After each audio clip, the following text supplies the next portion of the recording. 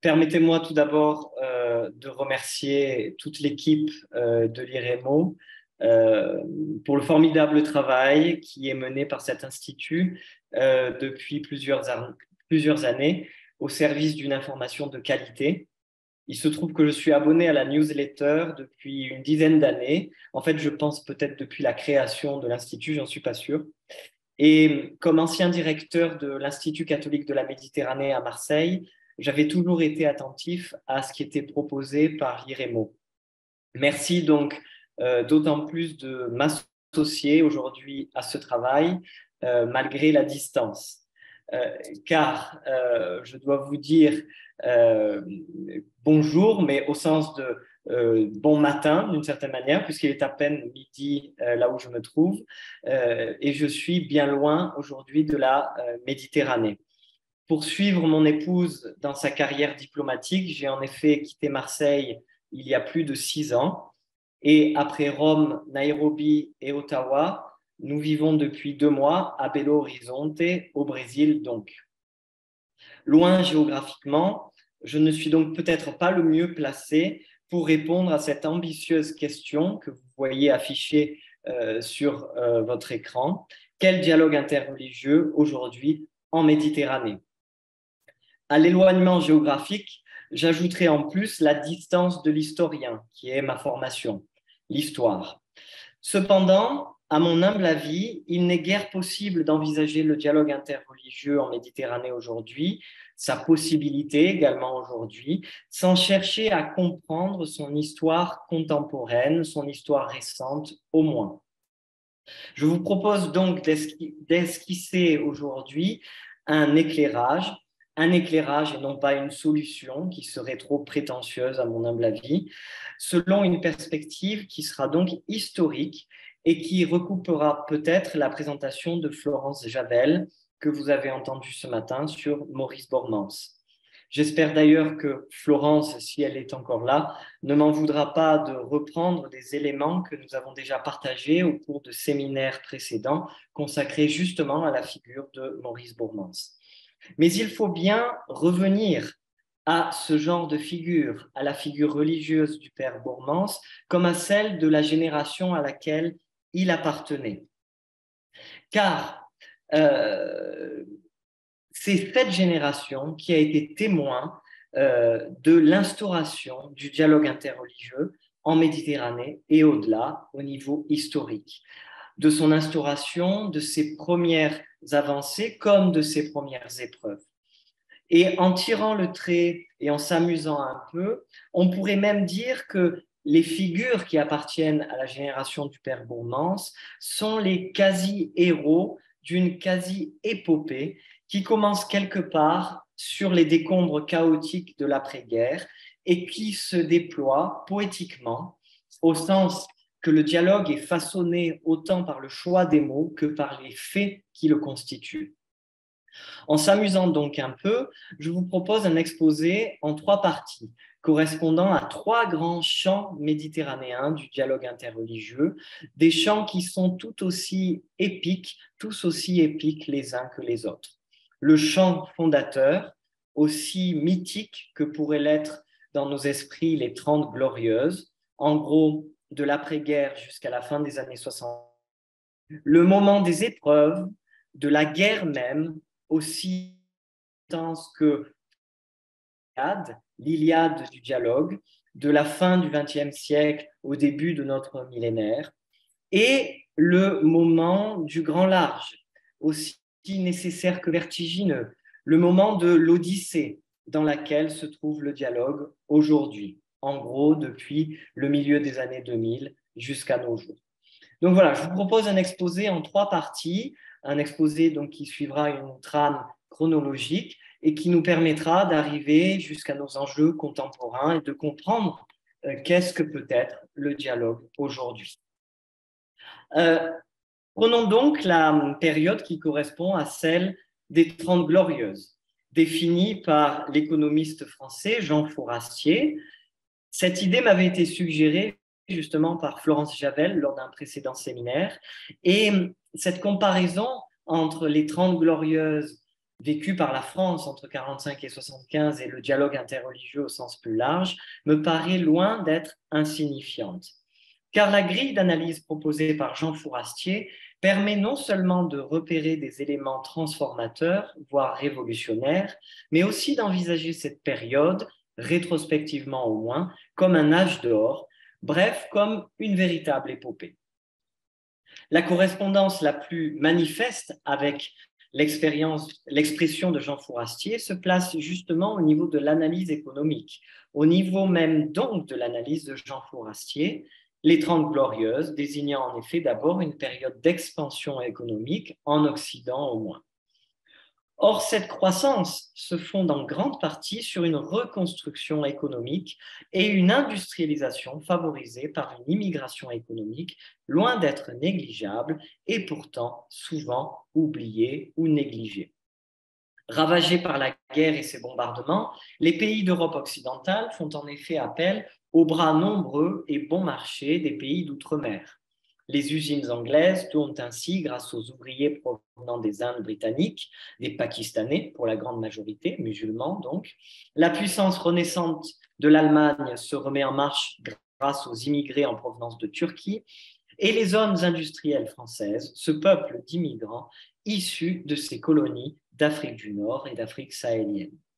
Dans les trois cas, des populations musulmanes viennent ainsi s'installer dans les quartiers ouvriers des villes européennes dans des proportions jamais vues jusque-là.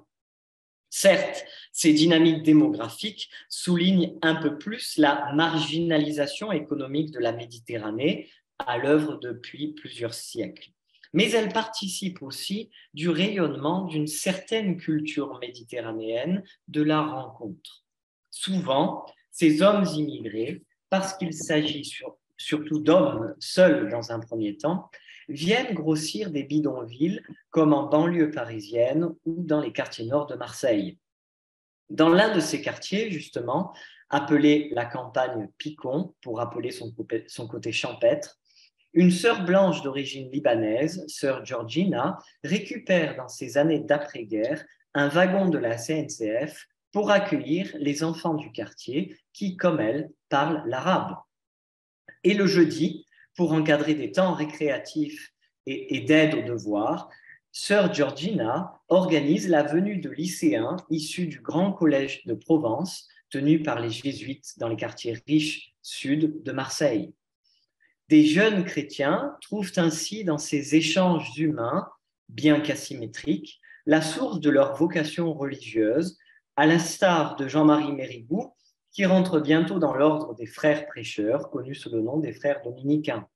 Et avec Pierre Claverie, futur évêque d'Oran, le jeune frère Jean-Marie traverse une première fois la Méditerranée à la fin des années 1950. D'autres lycéens marseillais, catholiques eux aussi, se laissent tenter par des expériences outre-mer et plusieurs décident de se lancer dans des mini-coopérations en passant plusieurs semaines estivales chez les Pères Blancs en Kabylie, à la rencontre donc des populations indigènes, à la rencontre de l'islam peut-être aussi. Les Pères Blancs ont en effet une histoire déjà bien longue en Algérie et singulièrement en Kabylie, que Monseigneur Charles Lavigerie, qui avait fondé les Pères Blancs à la fin du XIXe siècle, avait identifié comme le Liban de l'Afrique, en d'autres termes, comme une chance pour la mission de l'Église, un phare pour l'évangélisation de l'immense continent africain dont il était devenu le primat en 1884. La Kabylie lui avait aussi inspiré des recommandations audacieuses dans le domaine de la mission en terre d'islam. Et c'est encore en Kabylie que vers la fin de la nuit coloniale, orientés sans doute par les lumières du phare Charles de Foucault, les Pères Blancs réinventent cette mission chrétienne. En s'éloignant des modèles triomphalistes, trop proches de la relation coloniale, en tendant vers cet enfouissement vécu par le Christ à Nazareth, par le petit frère Charles de Foucault, donc au Sahara, et celles et ceux qui se réclament de son héritage dans les années 30. Au début des années 1940, le père blanc Jacques Lanfry inaugure le Centre d'études berbères qui, sur le modèle de l'Institut des belles-lettres arabes à Tunis, cherche à favoriser un nouveau modèle missionnaire, empreint d'écoute et d'attention à la culture nord-africaine et à l'islam. Avec son ami et confrère, le père blanc Jean-Marie Dallet, Jacques Lanfry contribue ainsi à une meilleure compréhension, voire à une préservation de la culture kabyle. Mais parce que Jacques Lanfry occupe aussi divers postes d'autorité au sein de la Société des missionnaires d'Afrique, des Pères Blancs donc, il est aussi en mesure de prendre part à des échanges déterminants concernant la mission chrétienne en terre d'islam. À partir de 1956, il prend par exemple la direction des Journées romaines aux côtés du frère dominicain Georges Anawati, fondateur de l'Institut dominicain d'études orientales au Caire, en Égypte. Il s'agit alors de rassembler les missionnaires qui vivent aux quatre coins du monde musulman de manière à échanger sur les enjeux et les besoins en matière de formation notamment. En poste en Tunisie, Maurice Bourmans y est très vite associé et Jacques Lanfry, d'ailleurs, devient très vite son mentor. En réalité, il s'agit aussi pour ces missionnaires catholiques, souvent de culture francophone, sinon de nationalité française, de se rassembler loin de Paris, encore capitale impériale dans les années 1950, mais une capitale qui est alors contestée. Car, à côté de cette révolution missionnaire aussi invisible que fondamentale, l'autre grand moteur qui se met en marche au lendemain de la Seconde Guerre mondiale est celui plus violent de la décolonisation. Là aussi, nous retrouvons d'une certaine manière ce vent de liberté qui caractérise le concept des Trente Glorieuses, selon Jean Fourastier. Certes, des mouvements anticoloniaux étaient déjà bien actifs avant la Seconde Guerre mondiale. Mais le 8 avril 1945, jour de parade en Europe pour célébrer la victoire contre l'Allemagne nazie, les massacres de Sétif annoncent en Algérie des bouleversements d'une rare amplitude. Car en quelques années, la carte du monde est complètement transformée, non sans lien avec la création de l'Organisation des Nations Unies et de la nouvelle bipolarisation du monde du début de la guerre froide. À l'échelle de l'histoire longue, les grands empires coloniaux disparaissent brutalement, d'abord en Asie du Sud, puis au Moyen-Orient et en Afrique. En 1956, la France et le Royaume-Uni se voient imposer une défaite diplomatique retentissante quand les États-Unis et l'URSS, les nouvelles superpuissances, leur imposent de se retirer du canal de Suez.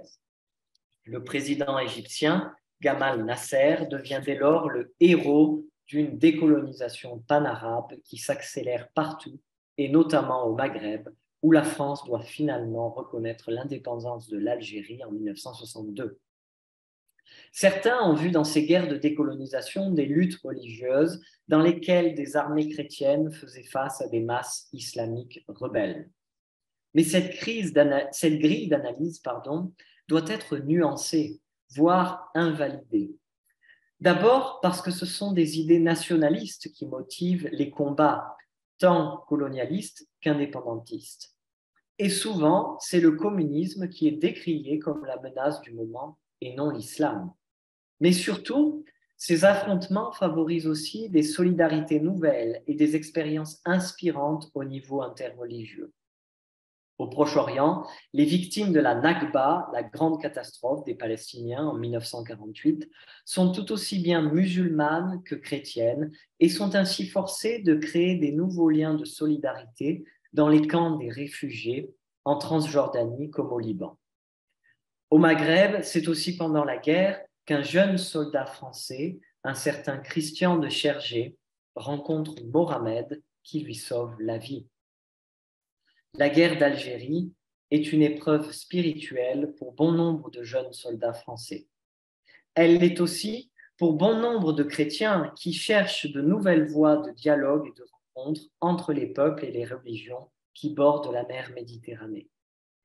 Après les rencontres de Toumlilin, organisées par les bénédictins dans l'Atlas marocain, avec le soutien et le concours du prince Moulay Hassan, les rencontres méditerranéennes rassemblent à Florence à l'appel du démocrate chrétien Giorgio La Pira, des hommes qui prennent la dimension de prophète, pour reprendre le titre d'un des ouvrages de Maurice Bourmans, qui mettait en lumière les courbes de vie de Jean-Mohamed Abdel Jalil, Louis Gardet, Georges Anaouati et Louis Massignon. Et pour sortir du cadre islamo-chrétien, il faut citer aussi les apports décisifs de Jules Isaac et de l'inclassable Martin Buber, le grand philosophe de la relation. Lui-même était issu d'une génération de grands penseurs juifs de langue allemande de l'entre-deux-guerres. On ne saurait trop souligner ici la contribution décisive du renouvellement des rapports judéo-chrétiens après Auschwitz à l'histoire contemporaine du dialogue interreligieux. La conférence de Seelisberg en 1947, vous avez une représentation de cette conférence en bas de votre écran, les différentes associations judéo-chrétiennes en France et ailleurs, avec la figure de Jules Isaac, justement. S'éloigne-t-on du contexte méditerranéen pour autant, en parlant d'Auschwitz et de la conférence de Seelisberg qui s'était tenue au sommet des Alpes suisses? Pas vraiment. Vous avez en tête, et sur votre écran, je pense aussi, l'histoire du nouvel État d'Israël, où vient d'ailleurs s'installer le philosophe Martin Buber.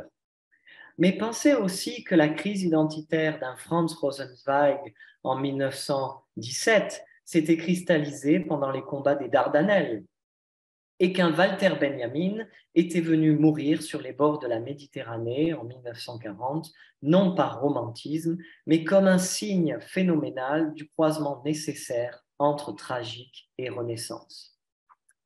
Au début des années 1960, loin d'être une puissance économique ou politique, mais bien au contraire parce qu'elle est fracturée et dépendante, la Méditerranée puise dans ses racines, qui peuvent être aussi religieuses, pour se poser en creuset d'une réflexion éthique fondamentale sur l'altérité, la fraternité et l'hospitalité. Loin de la Méditerranée fantasmée des orientalistes du XIXe siècle et du début du XXe siècle, contre les versions impérialistes d'une certaine Méditerranée latine qu'un Mussolini avait vantée dans les années 30, c'est la Méditerranée des épidémies, des secousses et des tragédies qui inspire encore dans les années 50, 60 un nouvel humanisme. Un humanisme méditerranéen à la Giono, à la Camus, à la Odysio, Amrouche et Taha Hussein. En pratique, entre mondes académiques, politiques et religieux, de nouvelles pratiques de coopération individuelle et institutionnelle émergent ainsi progressivement aux quatre coins de la Méditerranée à la fin des années 50 et début des années 60. En Algérie même, nombre de chrétiens optent pour l'option décoloniale. Évoquons rapidement la figure du cardinal Léon-Étienne Duval, Mohamed Duval pour l'extrême droite française, chrétien mythique pour les Algériens. Le cardinal Duval reste une référence, un véritable guide pour une église qui, en Algérie, se veut libre, autant par rapport à De Gaulle qu'à Boumedienne, et qui trouve ainsi sa place dans l'Algérie indépendante à partir de 1962. Or, 1962 ne marque pas seulement la fin de la colonisation en Afrique du Nord, mais aussi la réunion du Concile Vatican II, qui, à bien des égards, représente un tournant révolutionnaire, une révolution bien souvent invisible, selon encore une fois le sous-titre de l'ouvrage de Jean Fourastier. De creuset d'une éthique de la rencontre, la Méditerranée devient le creuset d'une église en dialogue et à partir de là, du dialogue interreligieux lui-même. Pour s'en tenir au domaine des relations interreligieuses, quelques éléments suffisent pour prendre la mesure révolutionnaire de Vatican II. Le rôle des papes conciliaires d'abord. Jean XXIII, ancien nonce à Istanbul et promoteur d'une révision des rapports entre l'Église et le judaïsme, avec son ami Jules Isaac. Paul VI, pape pèlerin et intellectuel, auteur de la formidable encyclique Ecclesiam Suam. Les créations institutionnelles ensuite, et en particulier en 1964, celle du secrétariat pour les relations avec les non-chrétiens, et non sans lien, celle de l'Institut pontifical d'études arabes, qui deviendra le PISAI en 1981. Les textes conciliaires, enfin, Lumen Gentium, Ad Gentes, et surtout Nostra Aetate, la déclaration sur les relations avec les religions non chrétiennes qui constitue encore aujourd'hui une véritable charte pour le dialogue interreligieux. Après des siècles de soupçons et d'hostilité, l'Église catholique officialise dans ce texte sa disposition à entrer en relation avec les religions du monde, dont le judaïsme et l'islam. Il y a donc un avant et un après-concile. Et dans une sorte d'euphorie post-conciliaire, et qui n'est pas sans faire écho à d'autres initiatives religieuses, celle du Conseil œcuménique des Églises en particulier, ou bien encore géopolitiques, tel le dialogue euro-arabe, et qu'exemplifie peut-être plus que d'autres l'Église en Algérie qui se lance dans les dynamiques du développement et de la coopération, l'euphorie post-conciliaire se représente, se vit grâce à une série de rencontres internationales qui donnent une nouvelle impulsion à des expériences islamo-chrétiennes vécues jusque-là aux marges de la relation coloniale et fait ainsi du dialogue le paradigme nouveau. Dans cette décennie post-conciliaire, quelques responsables chrétiens et musulmans s'accordent ainsi pour la recherche qualifié de phénomène nouveau dans les relations islamo-chrétiennes par Abdeljamed Charfi, un chercheur tunisien. Ce mouvement de rencontre prend la forme de colloques, de congrès, où des représentants chrétiens et musulmans essaient de mieux se connaître et de mieux se comprendre. Des hommes, des femmes, des institutions, des villes constituent ainsi un véritable réseau composé d'acteurs de bonne volonté et de symboles de la rencontre. Au niveau national, les églises catholiques européennes se dotent de services aptes à développer une meilleure connaissance et des liens en direction de l'islam. En France, par exemple, au début des années 1970, alors que l'Église réformée de France se dote d'une commission Église-Islam, l'épiscopat soutient la création en 1973 de ce qui devient le secrétariat des relations avec l'islam. Côté musulman, suivant leur nationalité, les représentants sont plus ou moins encouragés par le pouvoir politique de leur pays et libres d'initiative. La Tunisie commence par exemple à jouer sur son image de carrefour des civilisations, remontant par-delà l'islam à l'antique Carthage phénicienne et à Saint-Augustin. Certes, il s'agit pour la Tunisie de montrer un visage pluriel et des connaissances et des connexions culturelles possibles avec les organisations internationales comme l'UNESCO et la communauté européenne voisine. Néanmoins, l'ouverture culturelle conduit à la possibilité d'un dialogue interreligieux. L'Université de Tunis abrite plusieurs personnalités qui s'engagent dans cette voie, tels l'islamologue Mohamed Talbi et le philosophe Abdelwahab Boudiba. Ce dernier dirige alors la section d'études islamologiques du Centre d'études et de recherche économique et sociale, qui prend en 1974 l'initiative d'une première rencontre islamo-chrétienne. La même année, l'amitié islamo-chrétienne espagnole organise une rencontre dans la ville de Cordoue, en Espagne. Invité d'honneur, Monseigneur Duval, le cardinal Duval, archevêque d'Alger, parle d'ailleurs d'un esprit de Cordoue pour qualifier un esprit de respect et d'estime mutuelle. Une claire vision des différences entre nos convictions et nos traditions respectives, mais aussi dans la certitude que les musulmans et les chrétiens ont beaucoup de choses à se dire, à dire ensemble et à faire ensemble. Du congrès de Cordoue, on retient surtout le geste symbolique qui a consisté à restituer la cathédrale de Cordoue, ancienne mosquée, au culte musulman pour la prière du vendredi. En réalité, l'esprit de Cordoue est d'autant plus mis en relief que 2 ans plus tard, en 1976, une autre rencontre, organisée cette fois à Tripoli, en Libye, sonne la fin de l'euphorie post-conciliaire. Comme les chocs pétroliers ont mis un coup d'arrêt à la machine industrielle occidentale, le séminaire de Tripoli, organisé par le jeune colonel Kadhafi en 1976, rappelle aux promoteurs du dialogue islamo-chrétien que les relations entre politique et religion sont piégées. L'enthousiasme des premières rencontres institutionnelles laisse ainsi place, dans une deuxième partie de la décennie 1970, à une forme de désenchantement et ne fait que souligner un peu plus cette perte d'un âge faussement doré pour le dialogue interreligieux. Entre la révolution invisible de l'attitude chrétienne, les changements brutaux liés à la décolonisation et ce sentiment d'un âge d'or perdu, on a donc bien là les éléments qui définissent pour la période 1945-1965 des 30 glorieuses pour le dialogue interreligieux. Qu'en est-il pour la période suivante?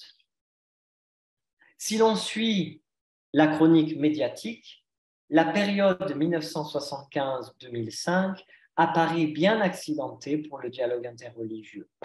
La guerre civile libanaise, les crises du Golfe, celle des Balkans, les massacres de chrétiens pendant la décennie noire algérienne, le cycle des intifadas, répression israélienne, et le cycle terrorisme-guerre qui connaît son pic lors des attentats islamistes, dont ceux de New York en 2001, et les invasions américaines de l'Afghanistan et de l'Irak en 2001-2003, toute cette chronique laisse peu de place à la notion d'âge d'or du dialogue interreligieux. Non sans raison d'ailleurs, la machine hollywoodienne se plaît à représenter en 2004 l'épopée d'Alexandre le Grand et la guerre de Troie, avec Brad Pitt en rôle primordial. Je crois qu'il a célébré d'ailleurs hier soir les Césars, mais je suis loin de la France, je ne suis pas sûr de cet élément-là. En tout cas, Brad Pitt était lui aussi en 2004 dans ce jeu de relations entre Orient et Occident, islam et chrétienté. Véritable Iliade du dialogue, cette période entre 1975 et 2005 n'en demeure pas moins épique que la précédente. Car c'est peut-être justement parce qu'il est à contre-courant, à contre-temps, comme dirait le père Bourmans, dans les épreuves, que le dialogue peut apparaître dans sa forme la plus glorieuse. Revenons d'abord rapidement à ce séminaire de Tripoli de 1976, dont vous avez le logo qui s'affiche sur votre écran, et qui marquait la fin de la période précédente. Cette rencontre donc du minaret et du clocher. Tout n'a pas été négatif concernant cette réalité, cette rencontre du clocher et du minaret en 1976. Certes, les représentants du Saint-Siège ont pu légitimement se sentir pris au piège par le tonitruant leader libyen, le colonel Kadhafi. Certes, les médias ont retenu surtout les impossibles conclusions qui butaient alors sur la question palestinienne. Pourtant, Maurice Bourmans défendait encore à la toute fin de ses jours cet événement de Tripoli comme ayant été un moment de rencontre rare et précieux pour des acteurs du dialogue sur la voie de la réconciliation historique entre islam et christianisme.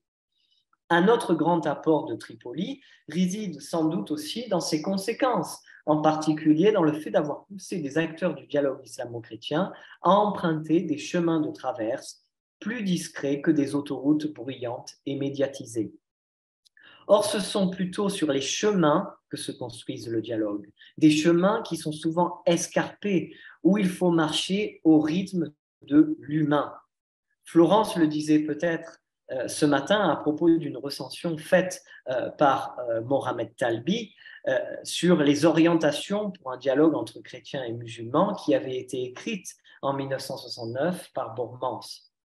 Le ton de cette recension révèle le climat de confiance et de partage exigeant entre Talbi et Bourmans.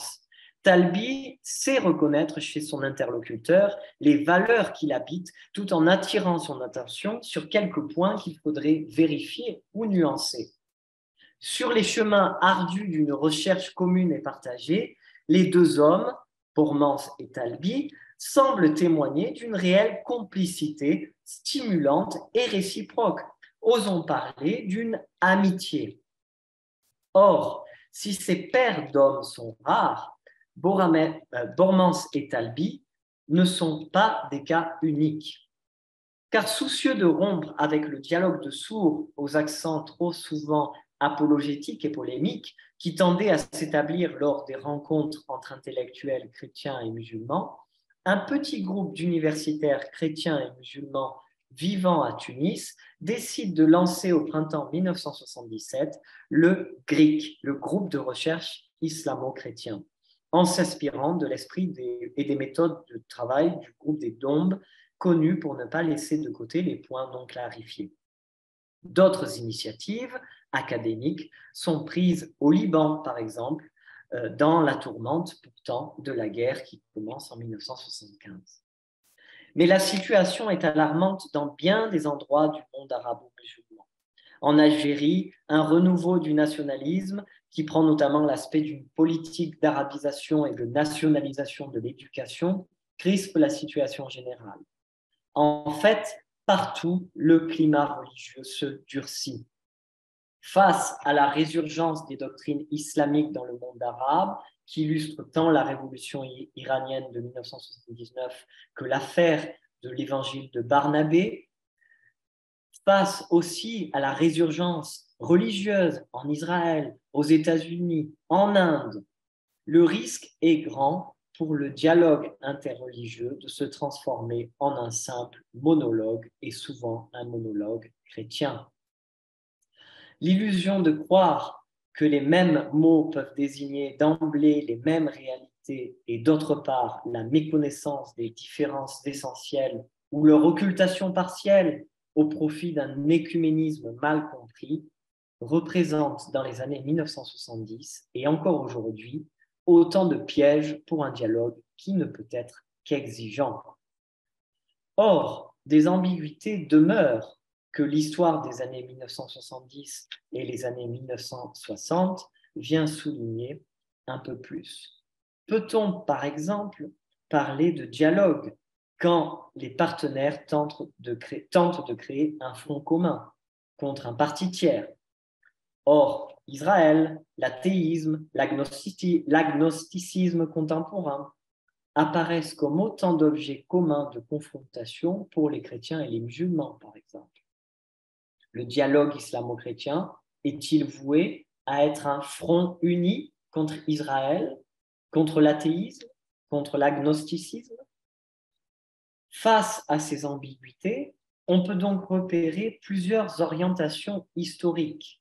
Une véritable restructuration du dialogue se met donc en place à la fin des années 1970. Pour dépassionner le débat sur les religions, par exemple, on cherche d'abord à avoir dans la deuxième partie des années 70, au niveau académique au moins, une approche qui est plus discrète, plus scientifique, plus pluridisciplinaire, une approche plus discrète des cultures et des traditions religieuses. Une sorte donc de révolution invisible à nouveau et qui ne touche pas seulement le milieu académique, car aux marges des sociétés, dans les quartiers populaires par exemple, mais aussi à l'hôpital comme en prison, des espaces de dialogue se constituent autour de combats plus ou moins ordinaires, des milieux associatifs aux mobilisations contre le racisme. Cet aspect militant constitue d'ailleurs une deuxième orientation, mais qui au niveau plus strictement religieux va prendre une forme spirituelle bien particulière dans les années 1980 et épaissir en plusieurs endroits de la Méditerranée des relations de qualité. C'est peut-être d'ailleurs à ce niveau que l'on peut repérer cette dimension révolutionnaire plus marquée encore. Car si révolution il y a dans les années 80, c'est bien la révolution spirituelle. Depuis 1979, déjà, l'expérience du Ribat el-Salam, le lien de la paix, regroupe entre autres personnes les moines de Tibérine et des soufis de Médéa. L'approfondissement exceptionnel de la rencontre interreligieuse se fait paradoxalement dans un lieu aussi reculé que Tibérine. Je crois à la place spécifique des moines dans un dialogue entre croyants, écrit Christian de Chergé, que vous voyez à gauche de cette photo. et qui est élu prieur du monastère en 1984, et qui parle de la vocation d'une église en pays musulman en termes de visitation. D'autres exemples manifestent aussi le développement du rayonnement des présences monastiques en terre d'islam, comme celle de Marmoussa en Syrie. Plus qu'une simple mise à distance par rapport au dialogue religieux plus officiel, on peut cependant voir dans ces initiatives un appel du moment vers un dialogue plus contemplatif, laissant plus de place à la prière, au silence, au mystère. L'événement qui manifeste le plus spectaculairement cette révolution spirituelle reste d'ailleurs la rencontre d'Assise. Le 27 octobre 1986, le pape Jean-Paul II convie pour la première fois les représentants des grandes religions du monde à Assise, en Italie, pour vivre une journée de prière, de jeûne et de marche pour la paix. L'image symbolique de ces hommes réunis ensemble pour prier dans la cité de Saint-François fait le tour du monde dans un contexte de guerre froide et de crispation importante en Irlande du Nord comme en Afrique du Sud. La personnalité spirituelle de Jean-Paul II, son goût pour la mise en scène si bienvenue à l'heure de la médiatisation, son activité de pèlerin qu'il avait menée avant Assise et non sans audace à parler devant des milliers de jeunes musulmans dans un stade de Casablanca, comme à être le premier pontife à se rendre dans la grande synagogue de Rome en 1986. Son autorité théologique, enfin, qui met à l'écart toute forme de syncrétisme. Tout cela a soutenu la réussite d'Assise et en a fait un événement à la portée du siècle, que des communautés comme Sant'Egidio, par exemple, continuent de travailler. L'esprit d'Assise inspirant encore aujourd'hui des initiatives en dépit, ou plutôt à cause des difficultés du moment. Car comme l'analyse Charles Mercier, la montée des périls stimule les relations entre chrétiens et musulmans plutôt qu'elle ne les restreint. Après les gestes symboliques pris au niveau des plus hauts représentants religieux dans les années 80, on peut observer dans les années 1990 une série d'engagements décisifs d'acteurs religieux au niveau local qui tentent de répondre à la nécessité du vivre ensemble. Des acteurs religieux, chrétiens, prennent ainsi des initiatives qui s'inscrivent indéniablement dans la continuité de l'esprit d'Assise. À Marseille, par exemple, à l'occasion d'un synode diocésain organisé en 1991, l'Église catholique se lance dans une réflexion de fond sur sa place dans la société et ses relations avec les autres religions et décide de la création d'un institut des sciences et théologie des religions, dont la direction est confiée à un jeune prêtre du diocèse né en Algérie, le père Jean-Marc Aveline, qui vient d'être créé cardinal par le pape François, comme pour souligner un peu plus le caractère prophétique de l'œuvre dont il avait eu la charge au début des années 1990. L'ISTR de Marseille connaît en effet un destin qui lie précarité et rayonnement. Il constitue encore aujourd'hui le pilier de l'Institut catholique de la Méditerranée et participe du rayonnement de la cité phocéenne sur le plan religieux. Car, en parallèle de la création de l'ISTR, l'Église catholique contribue aussi activement à la création d'une initiative municipale originale et symbolique, Marseille Espérance, qui rassemble les représentants des 7 communautés religieuses principales de Marseille dans une ambiance de laïcité que l'on qualifiera de chaleureuse. Dans plusieurs villes de France, d'Europe, les acteurs religieux deviennent ainsi des animateurs incontournables du débat de société sur le vivre ensemble, au risque d'une instrumentalisation du dialogue par le politique, au risque aussi d'un nivellement des tonalités prophétiques propres aux religieux. Le paradoxe est donc bien que c'est peut-être dans la précarité humaine, le drame de la vie, que le dialogue interreligieux conserve ou déploie toute sa valeur. Le drame de l'amitié, le drame de l'amour, le drame de la mort. L'intense communion vécue par l'Église d'Algérie avec le peuple algérien et l'islam, les intuitions les plus fortes qu'elle lègue à l'Église universelle et au monde, prennent ainsi tout leur relief dans le contexte violent des années noires algériennes. Car, au-delà des poignées de main et des rencontres photographiées qui symbolisent l'entrée, en Occident au moins, dans un moment favorable aux relations interreligieuses, de véritables défis minent les chemins de dialogue. Le défi principal est peut-être celui des crispations identitaires qui partout s'aiguisent au niveau local comme au niveau régional. Le début des années 1990 est en fait marqué par une double interpellation, en Europe de l'Ouest au moins. D'un côté, le rideau de fer et l'URSS disparaissent presque subitement et font tomber le mur des idéologies pour un temps au moins. De l'autre, l'islam, qui se fait plus visible à l'intérieur des sociétés occidentales, et la situation au sud de la Méditerranée à l'extérieur entrent dans une combinaison complexe qui finit par poser une question de nature identitaire à une Europe qui se met à la recherche de ses racines.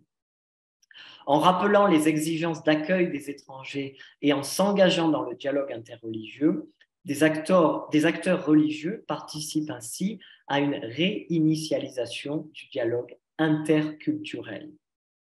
Définie à Maastricht en 1992, la nouvelle Union européenne repère des zones sensibles sur son flanc sud. Partant de considérations d'abord économiques et sécuritaires, l'Union européenne propose ainsi à ses voisins du sud et de l'est de la Méditerranée la construction d'un partenariat euro-méditerranéen lors du sommet de Barcelone en novembre 1995.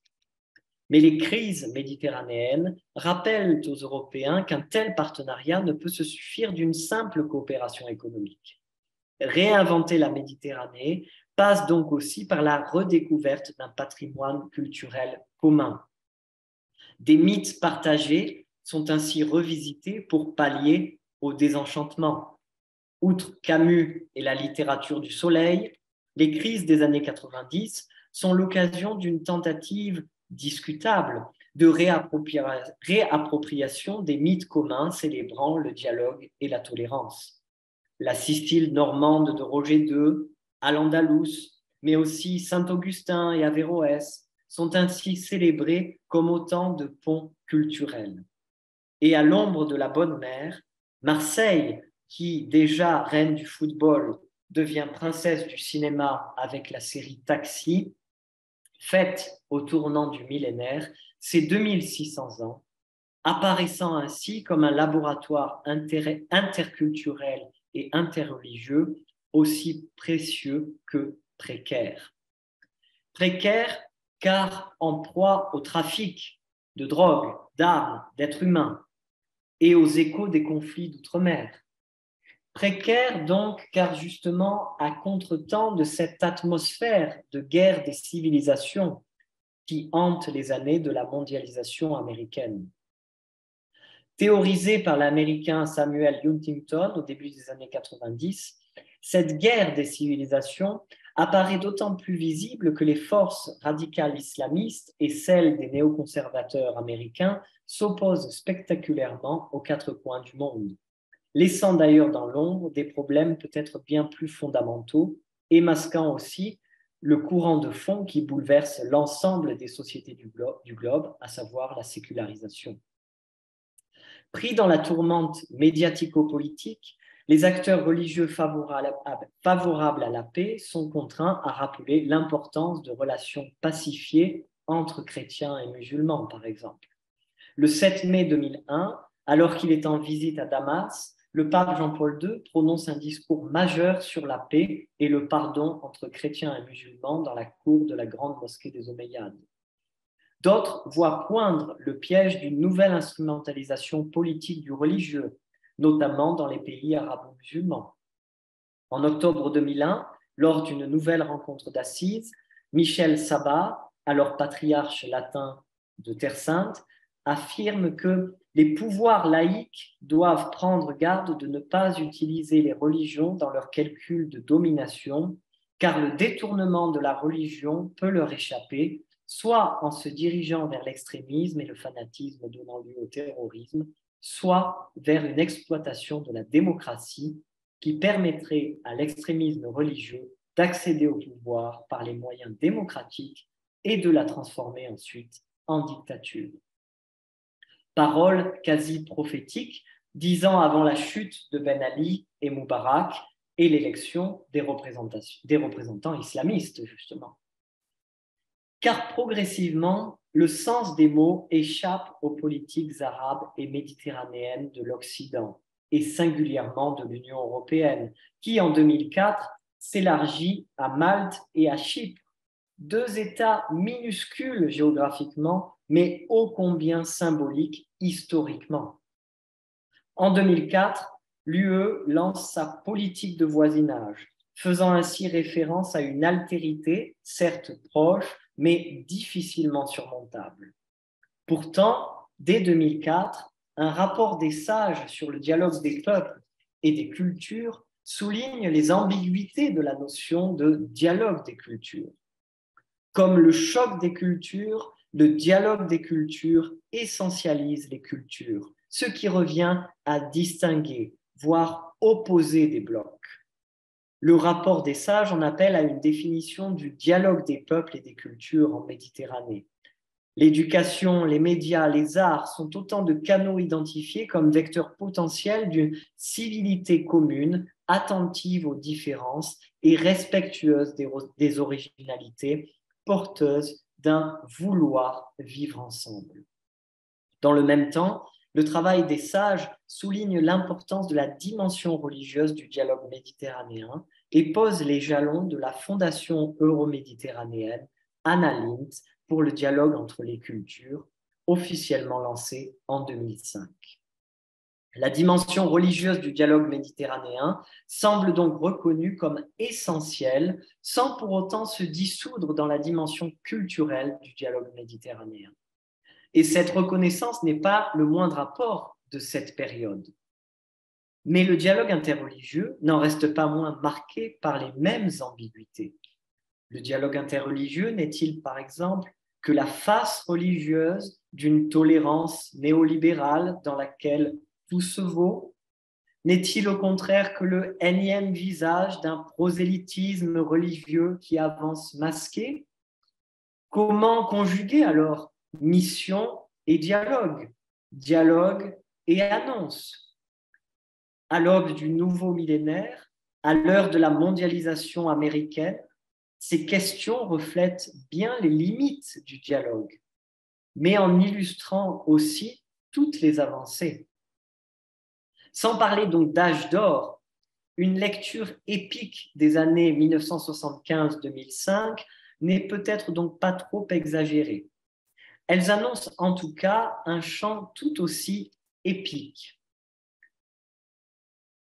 Les épreuves que rencontrent les acteurs du dialogue interreligieux durant la période 75-2005 positionnent en effet le dialogue interreligieux sur des rails bien particuliers, ou pour rester dans le cadre méditerranéen, sur des voies plus ou moins navigables, plus ou moins troubles, plus ou moins agitées, et dans lesquelles se trouve, selon moi, aujourd'hui le dialogue interreligieux. D'ailleurs, à l'heure de la globalisation et de l'émergence de nouvelles puissances, le cadre méditerranéen lui-même semble être trop étroit.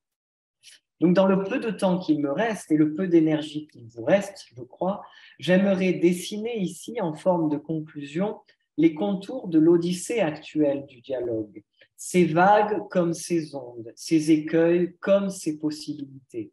Bref, quelques lignes pour comprendre la silhouette du dialogue interreligieux en Méditerranée aujourd'hui. D'abord, il y a depuis 2005 un changement générationnel qui pose des questions aussi évidentes que nécessaires de transmission.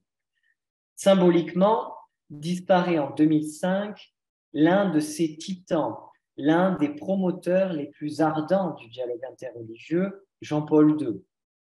Et l'on se rappelle sans doute toutes les maladresses commises au cours des premières années du pontificat par Benoît XVI.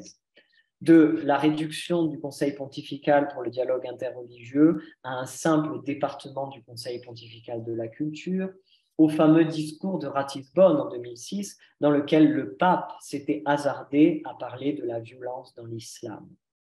Mais il serait trop facile de s'y arrêter à ces débuts malheureux, sans souligner que le pape Benoît XVI a très vite rétabli le Conseil pontifical pour le dialogue interreligieux en le confiant au cardinal français Jean-Louis Torrent. Et côté musulman, comment ne pas non plus souligner que la crise provoquée par le discours de Ratisbonne a poussé des intellectuels à s'emparer de la notion de dialogue. En 2007, une lettre dite des 138 du nombre des signataires est adressée au pape et à d'autres représentants chrétiens. Cette lettre dite des 138 est alors intitulée « Une parole commune entre vous et nous » et dans laquelle les auteurs musulmans citent les évangiles de manière complètement inédite. Pour la première fois à l'échelle de l'histoire islamique, des auteurs musulmans prennent la peine de citer des évangiles à une fin de dialogue. Le pape Benoît XVI répond favorablement à l'invitation de créer un forum islamo-catholique qui se réunit une première fois à Rome en novembre 2008, avant des répliques au niveau national et notamment à Lyon en 2011. Après des débuts maladroits, le pontificat de Benoît XVI laisse donc place à une nouvelle poussée du dialogue islamo-chrétien, au moins, que vient renforcer en de multiples endroits le pontificat du pape François. Le dialogue est donc encore en phase évolutive, preuve d'une certaine jeunesse à l'histoire de l'histoire longue des religions, et ce fait-là ne doit pas être oublié, la jeunesse du dialogue interreligieux. Ensuite, si le dialogue islamo-chrétien ne se résume donc pas à une simple branche du dialogue interculturel, son calendrier peut dépendre d'acteurs culturels non religieux, au premier rang desquels les médias. L'affaire de Ratisbonne s'est ainsi ajoutée à celle dite des caricatures que vous avez à votre gauche sur cet écran, qui avait éclaté à l'automne 2005, si vous vous souvenez bien, à la suite de la publication de dessins satiriques de Mohammed dans le journal danois Jyllands-Posten. C'est pour lutter contre cette atmosphère délétère créée à la fois par les caricatures de Mohammed et puis aussi les affres créées par Ratisbonne que le président français Jacques Chirac, attentif aux enjeux représentés par la consolidation des relations franco-arabes, avait pris l'initiative d'organiser des ateliers culturels Europe, Méditerranée, Golfe, dont certains projets seront repris dans le cadre de l'Union pour la Méditerranée, lancée par le président Sarkozy, puis dans le cadre de Marseille, Provence, capitale européenne de la culture, en 2013. Mais quelques 15 ans plus tard, si quelques beaux projets ont vu le jour, comme le manuel d'histoire partagée, que vous voyez à cet écran, un très bel ouvrage que je vous recommande, on ne peut que constater l'éloignement de ces décisions du quotidien des populations, notamment au sud, comme l'avait justement bien pointé du doigt Régis Debray en 2007. Côté musulman, le printemps arabe et ses lendemains bien hivernaux sont venus mettre un terme à toute forme de mode qui avait un temps porté le dialogue interreligieux et interculturel, et épaissir un peu plus les rapports entre religion et société autour de la Méditerranée. Au cœur de la mêlée des massacres et des atrocités en tout genre, face à la disparition des chrétiens d'Orient, la citoyenneté s'est installée comme l'horizon nécessaire du monde arabo-musulman. Côté occidental, les vagues de crise économique et d'attentats n'ont fait qu'alimenter une islamophobie d'autant plus hystérique que la société et l'Église voient, ou plutôt ne voient pas, disparaître celles et ceux qui ont vécu les révolutions invisibles précédentes. Ces acteurs qui, comme les pères blancs, le père Maurice Bourmans par exemple, seraient en mesure de saisir les chances de notre temps présent sans tomber dans une nostalgie souvent malsaine. Car plus qu'un retour à un quelconque âge d'or et plus que des commémorations anesthésiantes, il y a aujourd'hui pour les promoteurs du dialogue interreligieux une urgente nécessité à faire œuvre de transmission honnête et ambitieuse et peut-être plus encore à encourager la recherche. Car les acteurs du dialogue interreligieux sont d'abord et avant tout des chercheurs. On pourrait jouer sur les mots et avancer qu'ils sont des chercheurs de Dieu, mettant ainsi en avant l'importance des figures spirituelles. D'ailleurs, on ne peut que se réjouir que des Rabia, François d'Assise, Abdelkader ou Massignon connaissent des regains d'intérêt.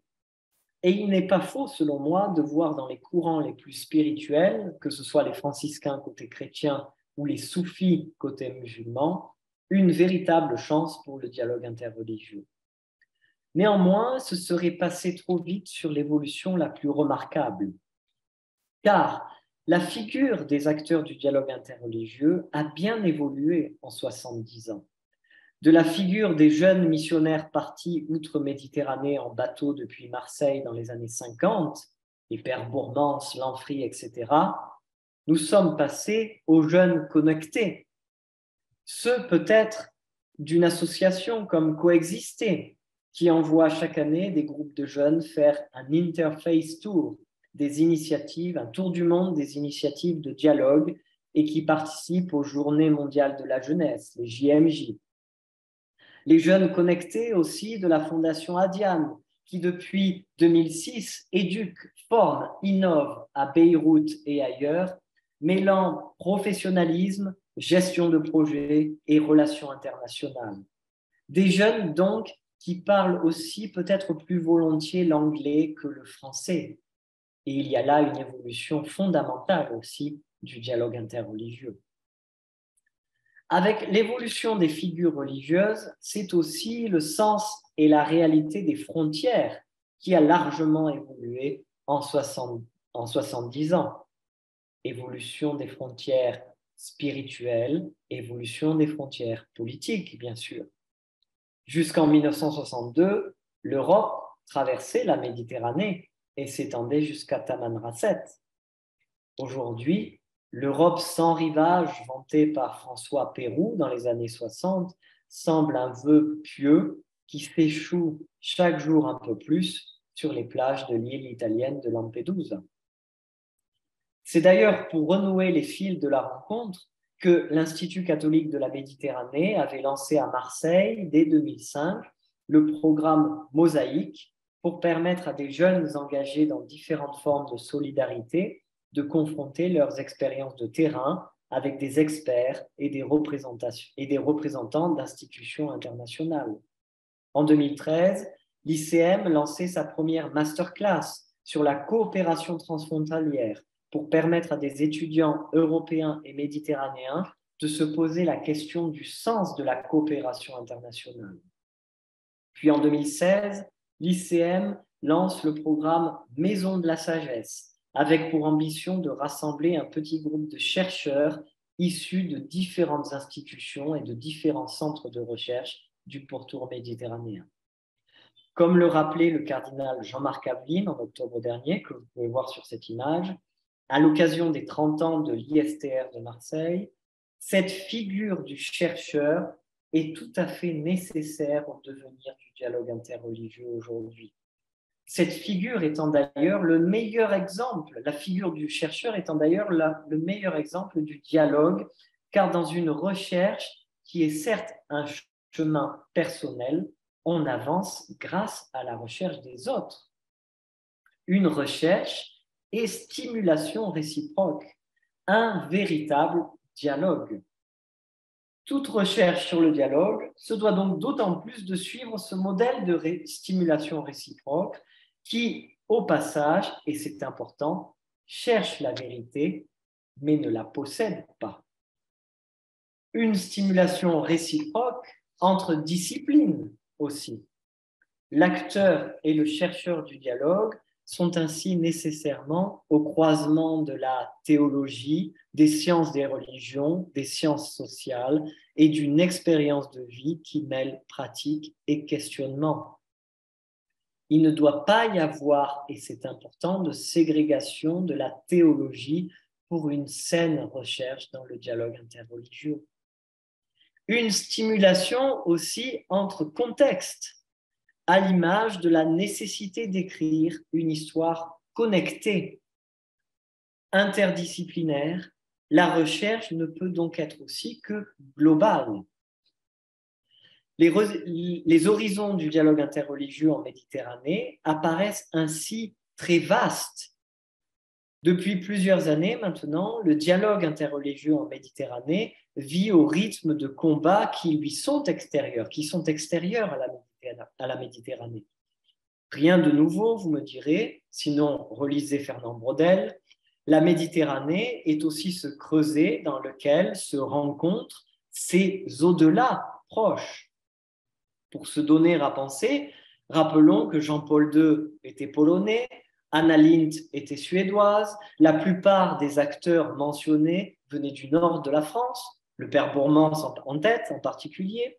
Rappelons que les Sahéliens butent sur les îles méditerranéennes en direction de l'Europe, comme rappelons que la Méditerranée représente le principal débouché du blé ukrainien, par exemple.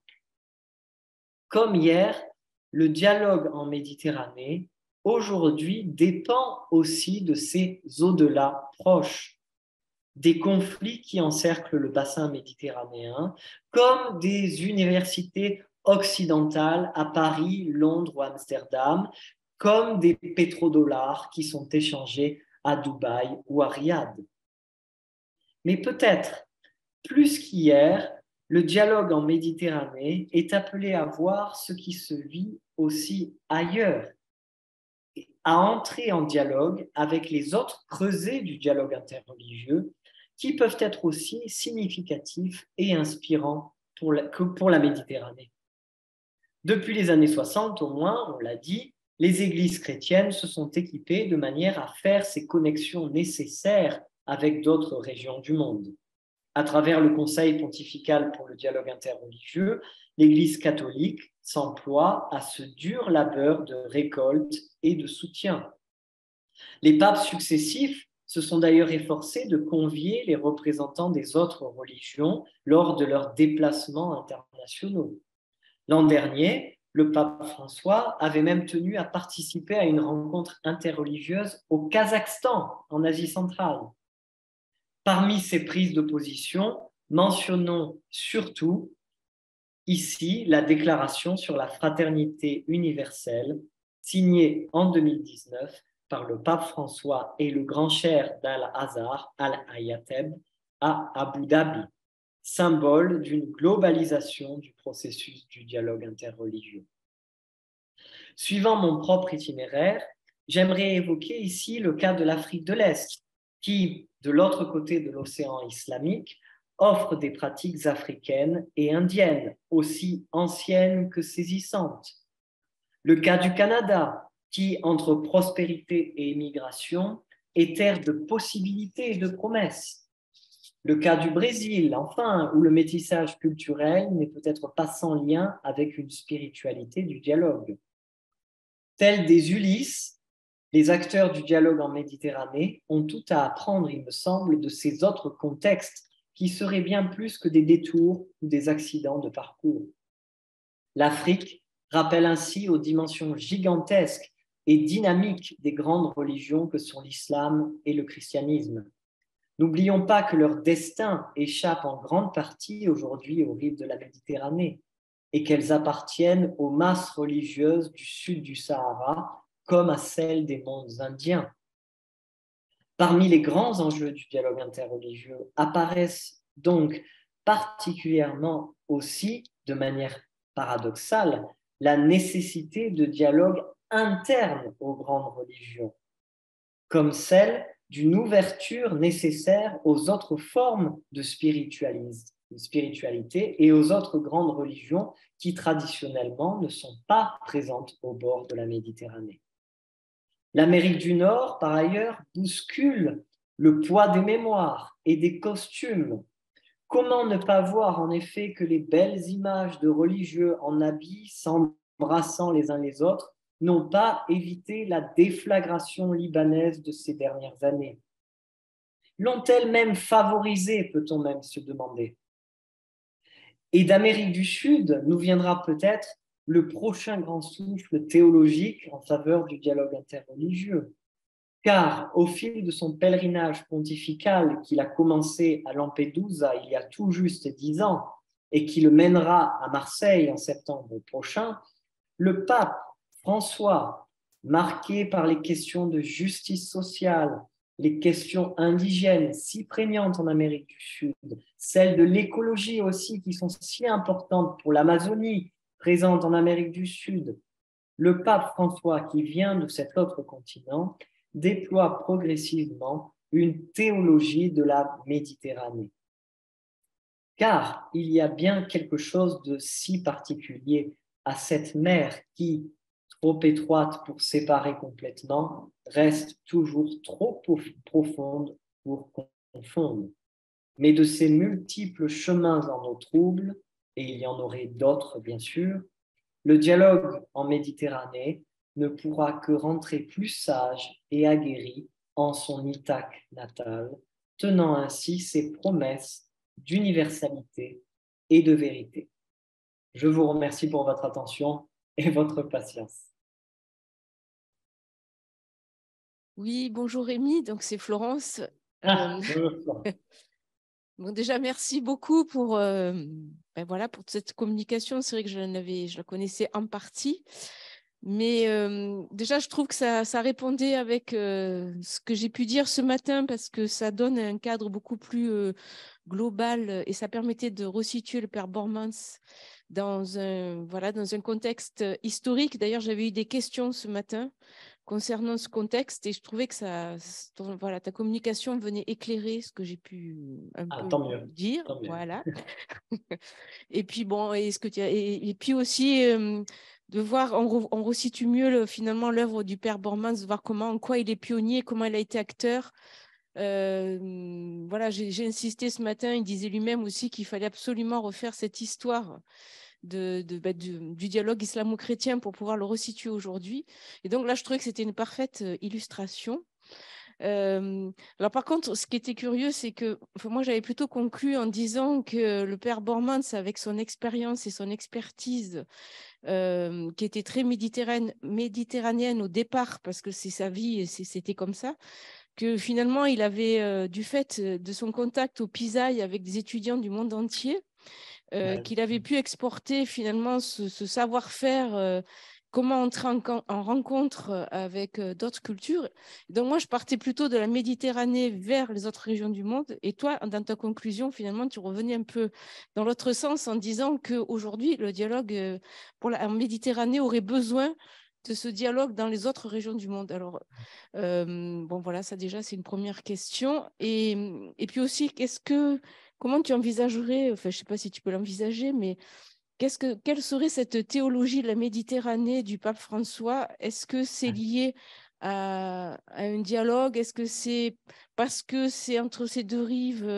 Est-ce qu'il y a la question des migrants? Enfin, je ne sais pas. Voilà, Bien sûr, oui, tout à fait. Merci. Tout à fait. Alors, par rapport à la dimension Méditerranée-monde, c'est lié à mon parcours personnel aussi, c'est très influencé par mon parcours personnel.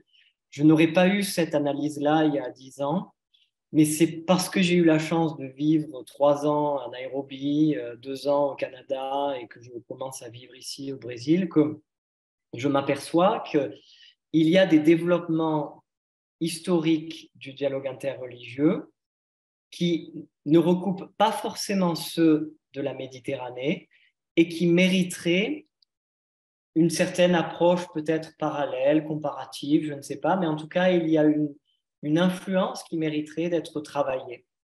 Alors, j'ai essayé de le travailler notamment pour l'Afrique de l'Est, qui me paraît être un contexte tout à fait significatif, parce que on est dans un contexte qui est africain, donc qui n'est pas du tout occidental, c'est-à-dire qu'il y a des références qui sont complètement différentes et qui permettent un dialogue d'une autre manière, autour, non pas par exemple de la culture à l'huile d'olive, et qui favorise le dialogue en Méditerranée. Si vous regardez le bassin occidental de la Méditerranée, qu'on soit juif, chrétien ou musulman, on se retrouvera facilement autour d'un plat baigné d'huile d'olive. Et ça facilitera, ça mettra de l'huile justement dans les rapports humains et les rapports religieux, pour peu qu'on ait un peu de bonne volonté.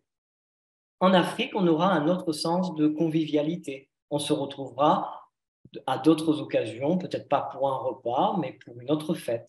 Donc, il y a des codes là qui me paraissent intéressants. De même qu'il y a des rapports entre pouvoir et religion en Afrique de l'Est qui me paraissent être extrêmement intéressants pour nous en France, en particulier, qui sommes marqués par la laïcité française. Et on pourrait, sans aller jusqu'à s'inspirer, du moins on pourrait regarder ce qui se fait pour essayer peut-être de décrisper, se redonner peut-être de l'oxygène dans des débats qui en manquent, selon moi, souvent dans notre Europe occidentale et souvent dans notre Méditerranée, qui est bien ancienne par bien des endroits. L'Afrique de l'Est est tout aussi ancienne et marquée par des rapports entre l'islam et le christianisme qui sont moins conflictuels ou qui sont conflictuels autrement. Et ça mériterait là aussi d'étudier cette histoire, de comprendre le rapport qu'il peut y avoir entre islam et christianisme dans cette Afrique de l'Est. Au Canada, il y a d'autres perspectives. Bon, je ne veux pas développer là, il faudrait prendre beaucoup de temps, mais voilà, justement, juste pour préciser, je crois qu'il y a des choses qui se vivent hors du bassin méditerranéen qui sont peut-être moins crispées et qui permettraient de redonner du souffle quand on en manque dans notre monde euro-méditerranéen. Ça, c'était un premier élément. L'autre élément, évidemment, c'est que bien sûr, la Méditerranée reste significative pour tout un tas de choses. Et je voulais y revenir parce que Rome, Jérusalem sont en Méditerranée. On n'y fera rien. On ne pourra pas changer ça. Et ça reste un élément fondamental pour la discussion interreligieuse dans le proche avenir, mais même à l'échelle de l'histoire. Alors, la deuxième question, Florence, je ne me souviens plus, c'était... C'était comment tu penses pouvoir penser la théologie de la Méditerranée du pape François? Pardon. Alors, la théologie du pape François, elle se déploie à sa manière, c'est-à-dire une manière qui est plus peut-être gestuelle que textuelle. Et son premier geste, le plus fondamental, je vais citer, c'est d'être allé se rendre à Lampedusa comme le premier déplacement pontifical. C'est un geste extrêmement significatif et qui marque en effet la prégnance, mais tu l'as dit toi-même, Florence, de la question des migrations dans l'approche pontificale du pape François. Elle est au cœur, en effet, de cette théologie de la Méditerranée, qui n'est pas une théologie voulue, c'est une théologie qu'il a lui-même déployée petit à petit à travers ses gestes forts, sa visite à Lampedusa, comme dans d'autres îles grecques, par exemple, qu'il a visitées. Je crois qu'il était allé à Lesbos, par exemple, comme le geste de venir à Marseille, par exemple. Choisir Marseille et non pas Lourdes ou Paris, c'est aussi un geste. C'est significatif d'une certaine approche de la Méditerranée. Et puis, il y a quand même quelques textes qui commencent à être récoltés. Il avait notamment donné des conférences importantes, notamment à Naples. Je ne sais plus, il n'y a pas très longtemps, je n'ai plus la date en tête, mais il a commencé aussi lui-même à définir par quelques textes importants ce qui pourrait être une théologie de la Méditerranée. Alors évidemment, au cœur de la théologie de la Méditerranée, si je pense bien la comprendre, il y a la culture de la rencontre et le dialogue lui-même. Mais je crois que François la déploiera autrement. Moi, je vous renvoie plus simplement et de manière plus sûre aux travaux qui sont menés en ce moment justement par l'Institut catholique de la Méditerranée.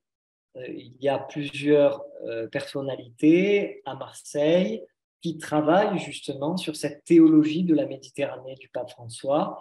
Et ce sera peut-être intéressant dans une prochaine rencontre que l'IREMO invite par exemple le directeur de l'Institut catholique de la Méditerranée, le père Patrice Chocholski, qui mène justement ce travail sur qu'est-ce que la théologie du pape François dans son rapport au dialogue interreligieux.